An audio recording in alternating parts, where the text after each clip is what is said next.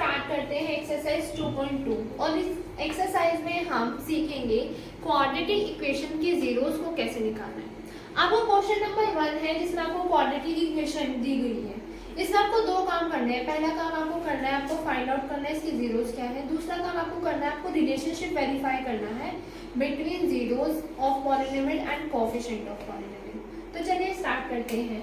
First step आपने देखा, आपकी जनरल फॉर्म होती है ax² plus bx plus c। अगर आप कंपेयर करें तो a की वैल्यू 1 है और c की वैल्यू -8 है। तो आपने 1 और -8 को मल्टीप्लाई किया तो आपके पास आ गया -8, ठीक है। और बीच वाली टर्म है आपके पास -2। ये जो मेथड हम यूज कर रहे हैं इसे कहते हैं middle term splitting. Middle term splitting इसलिए कहते हैं क्योंकि जो बीच वाली टर्म है ना उससे हम स्प्लिट कर देते हैं टू टर्म्स की फॉर्म में, ताकि इन दो पार्ट से कॉमन आ जाए और इन दो पार्ट से कॉमन आ जाए। अब मुझे ऐसे दो नंबर चाहिए जिन्हें मल्टीप्लाई करने पर -8 आए और ऐसे नंबर उन्हीं नंबरों को प्लस या माइनस करने पर -2 आए। मुझे पता है 4 2 8 होता है, 4 2 8 होता है। हमने इतना फाइंड आउट कर लिया, दोनों को मल्टीप्लाई करने पर 8 आए, प्लस माइनस करने पर मतलब माइनस करोगे तो 2 आएगा। पर खेल है साइन लगाने का, एक गलत साइन आपके मार्क्स कटवा देगा। यहाँ पे मैंने देखा माइनस का 2 है, इसका मतलब जो बड़ी डिजिट है उसके आगे माइनस आएगा, दूसरी के आगे प्लस आएगा। -4 को 2 से मल्टीप्लाई करोगे -8 आएगा। -4 प्लस 2 की वैल्यू -2 होती है। तो मैंने x² ऐसे ही लिख लिया और -8 ऐसे ही लिख लिया। बीच वाली जो टर्म है मैंने उसे स्प्लिट कर दिया, -2x को मैंने लिख दिया -4x प्लस 2x। अब नेक्स्ट स्टेप में आपको आगे की दो टर्म्स में से और नेक्स्ट टू टर्म्स में से कॉमन लेना है।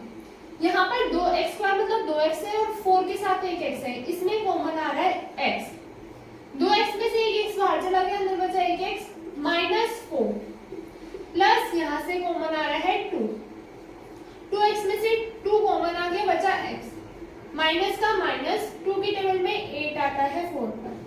आपके दोनों ब्रैकेट वाली टर्म सेम है, इसका मतलब आप सही जा रहे हैं। एक बार मैंने लिख लिया x - 4 और एक बार मैंने लिख लिया x + 2। अब इक्वेशन में मुझे इन सब के जीरोस फाइंड आउट करने थे, तो मैंने इन सबको इक्वेट कर दिया जीरोस से।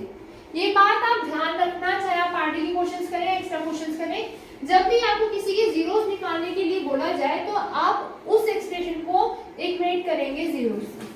तो जब मैंने इसे जीरो से इक्वेट किया, एक बार मैं इसको 0 के बराबर रखूंगी, x - 4 = 0, एक बार इसको 0 के बराबर रखूंगी। 4 इधर माइनस का था, इधर जाके प्लस का, 2 इधर प्लस का था, इधर जाके माइनस का। यानी अल्फा की वैल्यू मेरे पास 4 आ गई और बीटा की वैल्यू मेरे पास -2 आ गई। पहला काम मेरा खत्म हो गया, मेरे पास बचता है दूसरा काम।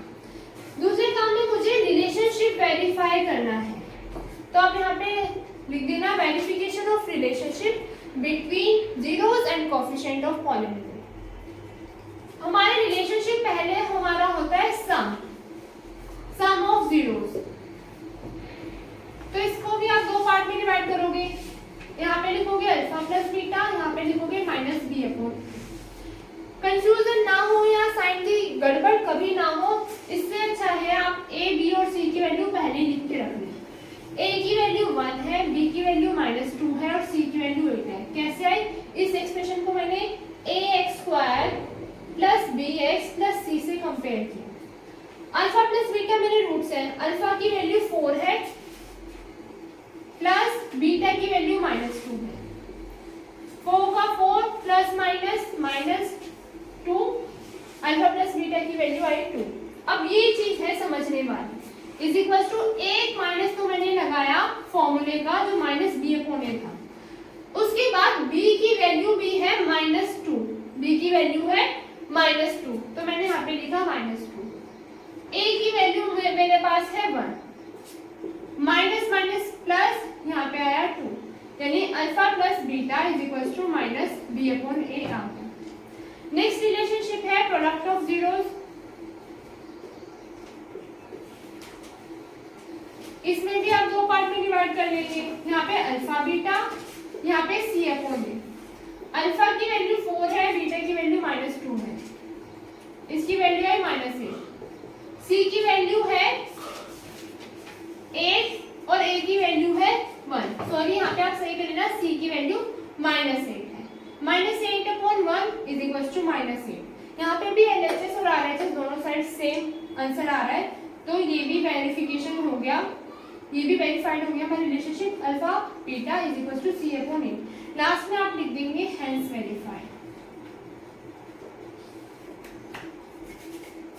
अब आप इसे समझिए और नोट डाउन करिए।